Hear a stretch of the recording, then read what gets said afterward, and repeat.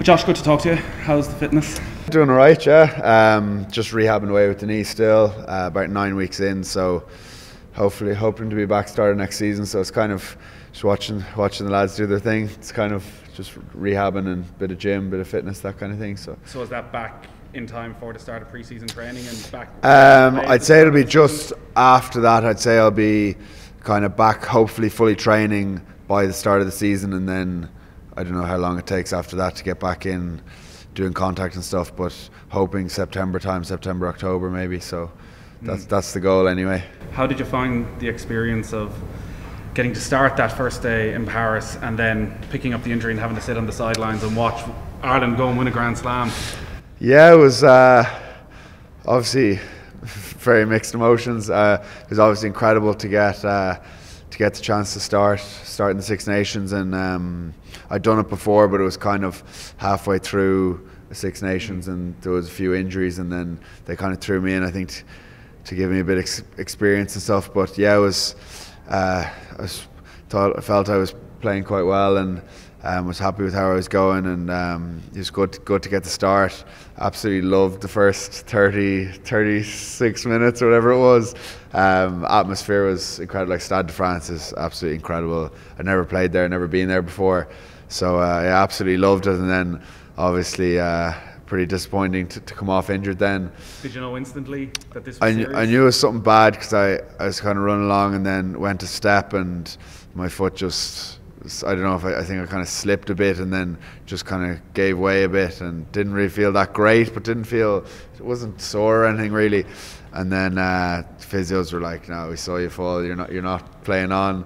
And then came off, sitting in the changing room icing, and then the lads were like, "Oh, we're like, I can't remember what it was, like 2 points down. There's 10 minutes left." I was like, "Oh, I got to get out for this." So I threw off the ice pack and hobbled out to the side of the pitch and then watched the win, which was pretty incredible. So I was in a good mood then for the end of the game, and then kind of 3 minutes where you just forgot about the injury. Yeah, exactly. Yeah. Well, I wasn't jumping around. I was kind of hobbling on the crutches, but yeah. So it was pretty incredible for about 10 minutes, and then I got back to the change room and I was getting pretty sore then. So I was back in a less good mood. But yeah, it was kind of an incredible day. But then obviously not good to get injured.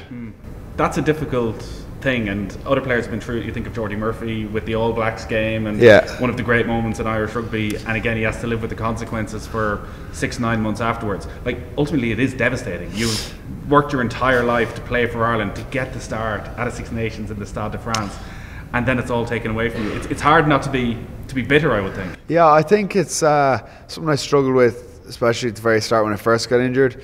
But I was kind of thinking about it, like you do a lot of thinking, because like you're just sitting on a couch icing, or just not able to do anything, just lying in bed. And I was kind of thinking that I was like, it's incredible that I'm incredibly upset not to be playing the next game in the Six Nations. Like I was like thinking like 2 years ago, it was incredible if I got to start for Leinster in a Pro 14 game, and then now look where I am. So it's kind of, you always want to be pushing on and stuff, so it is frustrating in that way. But I think you just got to have the mindset that I was incredible. I got to play in Stade de France, and I'm going to come back. It's a good chance to work on a few things and hopefully come back better. So it's kind of the way you have to look at it. Have you people you can talk to? Is there a process in place for players when they pick up that sort of injury? Yeah, there is. Like, to be so I think the best thing, obviously the physios, they're dealing with injuries the whole time. The doctors, they know the things to say. But I thought the most encouraging things for me were like, I remember the day, so we played the game on the Saturday, got the scan on the Sunday, found out about the scan, and then that night, like a couple hours after I found out about the scan, Jordi Murphy rang me, who'd kind of had a similar enough injury in the All Blacks game, and he was just he was like, "Oh, there's not much I can say, but it's not too bad a rehab, and you'll be back better, and it's not bad coming back, and it's a chance to work on a few things." I was kind of really encouraged by that. And then there's a few other players like Ed Byrne, especially. He went through a long period out with knee injuries, and I sat down with him, had a coffee with him, and he gave me some really good advice as well. So I think that's probably what's helped me most, is some of the lads who've been through injuries and the lads who came through well from them have been really helpful. Yeah, it's perfect timing for Jordi Murphy to pick up the phone and make that call as well, because he's playing some of the best rugby of his career. Yeah, he's kind of an inspiration for me now. He's having had a similar injury to what I have now, and then to be playing so well. It's cool to, like, obviously you hear about people getting injured and not getting back to what they were and that kind of thing. Want them people calling you. Yeah, exactly. But to see him on the form of his life, I'd say, is pretty cool to see. Yeah. Then when you start the rehab, and I've heard various reports from different people how they approach it. Some people like to be away from the camp completely. They don't like being there watching everybody else go through the practice sessions during the week and then not being able to be part of it at the weekend, whereas others love to be still part of the group and in the gym. Where do you fall in? Do you like to be? I think sometimes there'll be times where I'd still try to go to the meetings. That was something Ed had said to me, Ed Byrne. He was like, try get to the meetings. It makes you feel more involved. You see what tactics we're trying to use, and then at least you're kind of a part of it. If there's something from your experience you can give to other teammates, like maybe our lads have played against this guy before, watch out for that, or this kind of thing, and then you feel a bit more a part of it. So I've tried to do that, and then there's also actually bumped into Stephen Ferris. A couple of weeks after I'd done my injury, and he was like, one of the things he found was what he used to do, what he did at the start when he was kind of first struggling with injuries, he'd just do his rehab and go home. But what he was saying is, like, hang out with the lads, have a coffee with them, like stay in training and kind of just hang out, have the crack with the lads kind of thing. So at least you're just hanging out with your mates then, instead of just going home and sitting on the couch and doing some more icing. Do you know what I mean? So it's I thought that was good advice.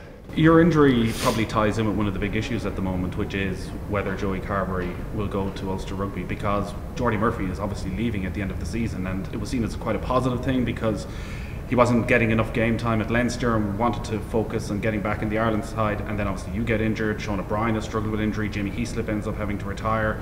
Then there's the niggles that take players out for a game or two here and there, and suddenly Jordi Murphy starting every big game for Leinster, and as we say, playing some of the rugby of his life. And it doesn't take a huge amount of injuries for something similar to happen, and suddenly Joey Carberry is playing number 10 for Leinster in the big games. What are your thoughts on the whole situation and the situation that Carberry's found himself in? I suppose, like, I'm a Leinster player, Leinster fan. Like, I want Jordi, and I'd love Jordi to stay. Obviously, we'd be good mates, and same with Joey. He's a great lad. So, like, we'd obviously, and I'm sure from Leinster's point of view, they want them playing as well, because they're brilliant players. So, like, obviously I don't know the ins and outs of it, to be honest. I'd say you know more than me, but I'd obviously like Joey to stay. He's a good friend of mine, and he's obviously a brilliant player for us. So I don't know if I can say much more than that. It would just be. Is it something it's always disappointing to see anyone go. Like, we had our awards ball there, and seeing like Richard Strauss retire and Easton Asewa, and then Jordi obviously heading up north, and it's you kind of hanging out with these people every day, and it's kind of sad to see people go. So you want, if everyone could stay and no one retired or left, that would be fantastic. Because on the one side of things, you come through the Leinster Academy and the dream is to play for Leinster and move on to Ireland, and you work hard for years to do that. But then I guess on the other side, everyone knows there's benefits to playing within this Irish system in terms of game minutes being managed. So is there almost an understanding that, situations like this may happen? I never really thought about them, I suppose.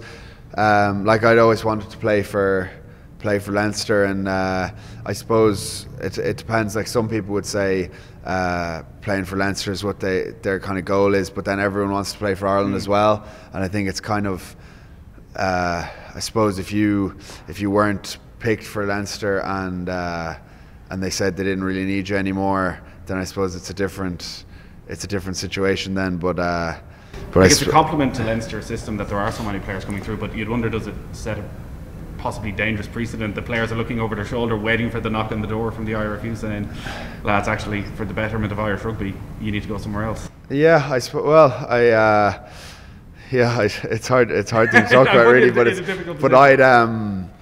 yeah, as I said, I'd rather if everyone stayed and we had a 100-man squad. That'd be good crack.